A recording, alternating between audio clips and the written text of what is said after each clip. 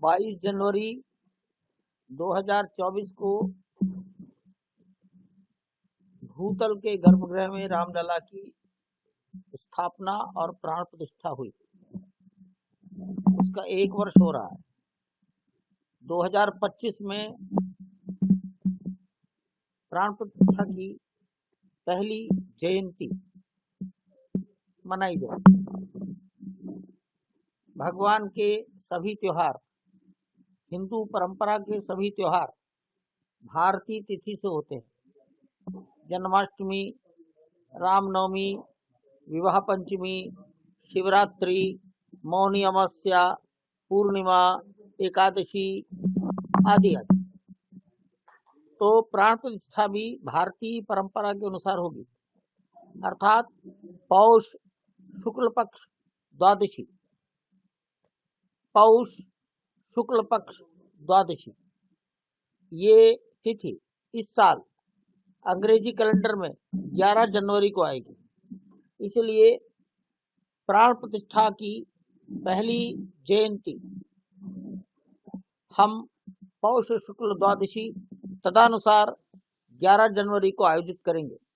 3 दिन का कार्यक्रम होगा और इसे हम प्रतिष्ठा द्वादशी के नाम से पुकारेंगे। ये एक विषय। शेष 18 मंदिर और बन रहे हैं। शना शना एक एक मंदिर पूरा हो रहा है। गूढ़ मंडप प्रथम श्रेणी का जो मंडप है, प्रथम तल का मंडप लगभग पूर्णता की ओर है। वहां राम दरबार की स्थापना करी जाएगी।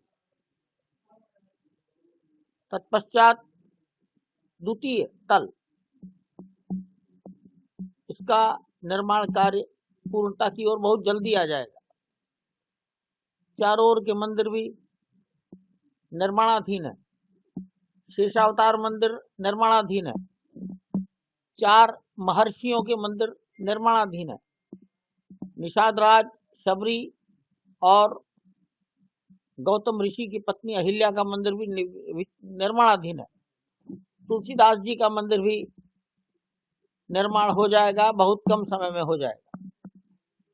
सभी कार्य तीव्र गति से चल रहे हैं और जो तिथियां सोची गई हैं, परमात्मा की कृपा रही तो सब उसी अनुसार होगा।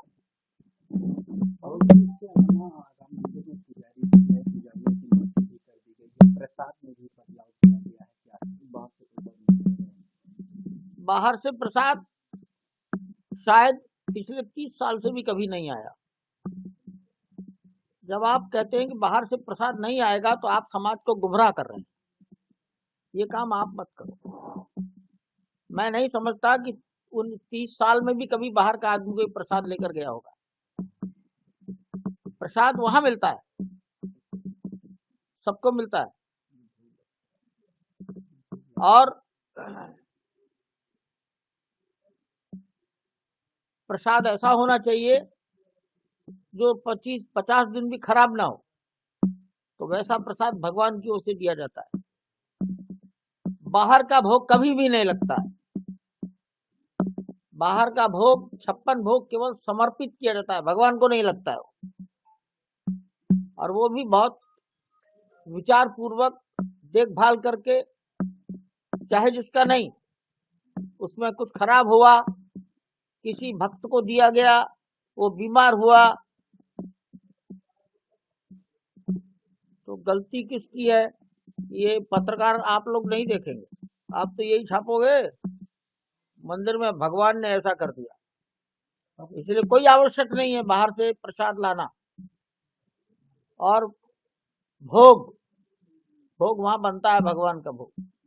किसी भी देश के मंदिर में, दुनिया के किसी मंदिर में बाहर के किसी मोहल्ले का बना हुआ भोग भगवान को नहीं लगाया जाता। सामने थाली रखकर बांट दिया जाता है। जो भगवान को लगाया जाता है वो मंदिर में ही बनता है।